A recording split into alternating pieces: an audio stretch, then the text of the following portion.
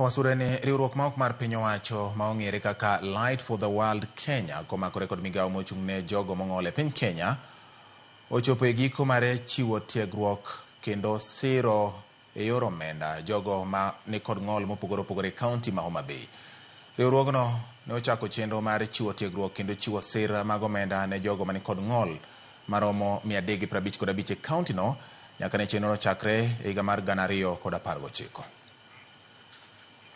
Goro seber kaw kaka jogo makweche mok nyal tiyo matek e miere kuonde ma giwuoke. Kata kamano jogo mane kod ng'olo seber ka donjo tije mopogore machalo yore mag ohala kaachiel kod pur mar konyo e bero ngimagi kuonde ma giwuoke. Riwruok ma ong'ere ni Light for the World Kenya ka omakore gi migawo mochung'ne jogo mane kod ng'olo e pacho ka ne obiro gi chenro mar tiego jogo mane kod ng'olo e kaunti ma Homa Bay e weche mag ohala kaachiel kod puro gi pith. Chenro mane ochaki 2019 kendo osekonyo jogo mane kod ng'ol 355 mano tiegruok kod omenda mar chako weche mag ohala kaachiel kod chenro mag pur kod pith kaka ilero kod jata chenro mar Light for the World Kenya Lucy Murage. Program has been there since 2019 in Homa Bay County, and we have supported so far a total of 355 persons with disabilities who are doing entrepreneurship.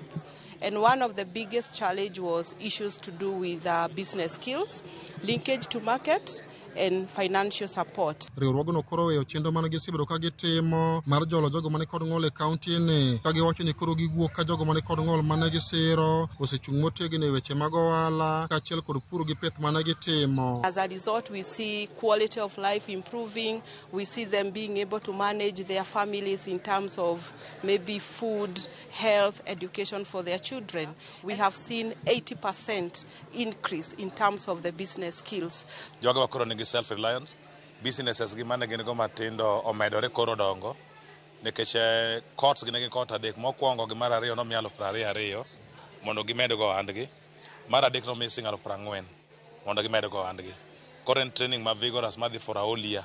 Moko kuom chenro mane gichiwo ne tiegruok en pith mar gwen kaachiel kod chenro mag pur mopogore bang' ka ne gisechiwo negi omenda mar tayo chenro go. Gimiwa pesa ni mondo gi empower mondo mi wayaw go ohandwa dhi malo. Omiyo kamano kata ka Light for the World ochopo ni mae giko margi, wagone gi erokamano kuom empower jomong'ol kendo wagone gi erokamano kuom ng'eyowa. Organization mang'eny moko ok ong'eyo jomong'ol. Auso gwen kendo an contractor gedo. Ng'among'ol ok kwechi, ng'among'ol en ng'atno ma wiye ler kendo en ng'atno manyalo timo gino maber kabisa. Kimiye thuolo mar timo ohala to biro timo ohala no maberie moloyo kata ng'at mi paro cha. Achako nen mana ng'ama nadhi akwanyo lewni gokinyi kata wuoch moko gokinyi to auso ka wuotho go. To kane gibiro kuom support mana gimiya koro anyalo waro bills. Koro auso sani in terms of bills. Watino ohanda no oyawre bedo maduong'.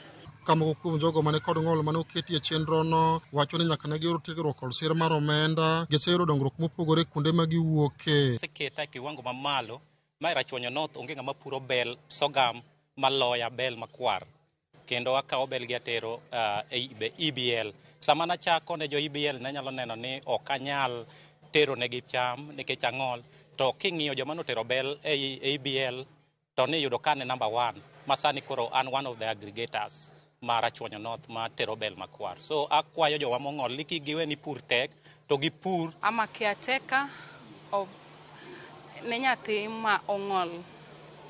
Is mentally and physically. Koro kane opika i this program negi miyowa gikwong gipuonjowa kaka wanyalo bedo ni waloko ohala, kaka wanyalo yudo profit gi kaka wanyalo fwenyo ni wayudo loss. Alia Beach, Ramogi TV, Homa Bay.